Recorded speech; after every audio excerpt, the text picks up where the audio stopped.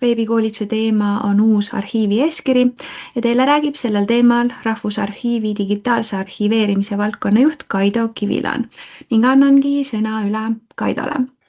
Tervist! Nagu öeldud, olen Kaido ja olen Rahvusarhiivis töötanud juba siiani ligemale 8 aastat.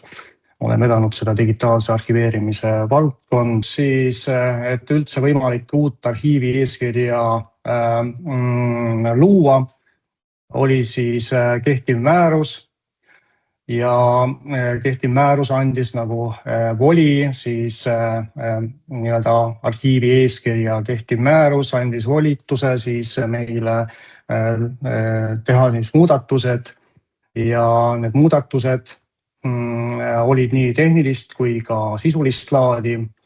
Ja kui me vaatasime seda seni kehtivat arhiivi eeskirja, siis meile tundus, et seda arhiivi eeskirja ei ole mõtet hakata nüüd niimoodi tüki haaval muutma, vaid et oleks mõistlik vaadata seda nagu tervikuna ja võimalik, et mõistlik oleks üleüldse nagu tervikuna ümber kirjutada ja kogu see tekst kaasajastada.